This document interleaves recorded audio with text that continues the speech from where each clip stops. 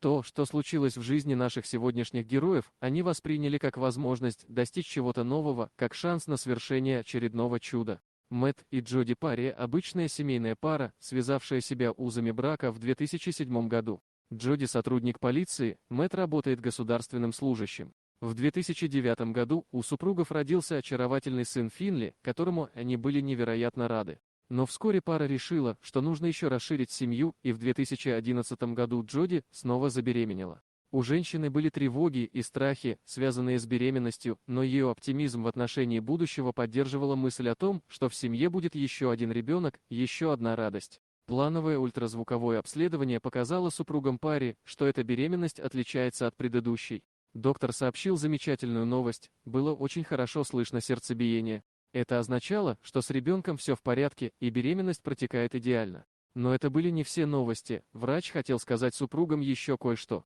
Он сообщил, что было не одно сердцебиение в животе, у Джоди билось два крохотных сердечка. У Джоди и Мэтта будут близнецы. В июне 2011 года у женщины начались преждевременные роды. Близнецы Изабель и Абигейл родились недоношенными, на 6 недель раньше срока и с недостаточным весом. Младенцев немедленно поместили в неонатальное отделение, чтобы обеспечить им необходимый уход, в котором они так нуждались. Хотя супругам было морально тяжело оставлять своих девочек врачам, они понимали, что для малышек так лучше. Прошло 2 недели, как Изабель и Абигейл находились в больнице, когда врачи попросили Джоди и Мэтт приехать. Приехав и увидев мрачное выражение лица доктора, супруги испуганно подумали, когда детей поместили в неонатальное отделение, они были здоровы. Что изменилось за пару недель? Первое, что сказал врач, было «извините». Родители сразу поняли, что с их малышками что-то не так. Потом врач сообщил, что обе девочки страдают синдромом Дауна.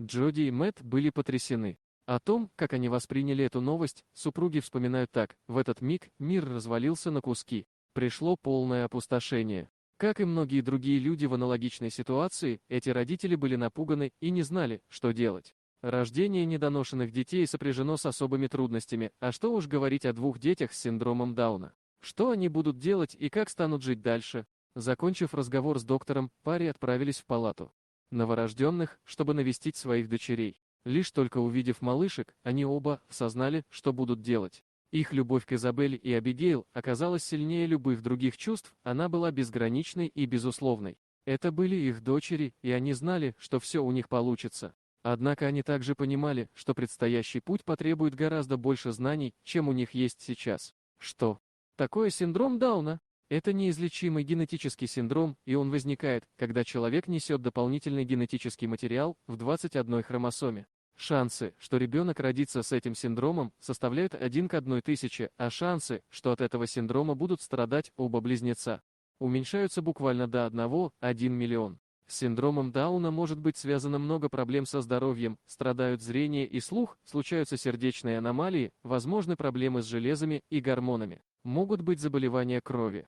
Сложность была еще и в том, что парни не могли знать заранее, что может обнаружиться у их любимых близнецов, поэтому они решили провести серию анализов. Как выяснилось, у Изабель было небольшое отверстие в сердце, а Абигейл была глухой. У обеих девочек недоразвита щитовидная железа, что может привести к проблемам со сном, массой и температурой тела. Парни поняли, что их ждет довольно сложный путь. Ведь растить близнецов будет еще сложнее, чем они думали поначалу.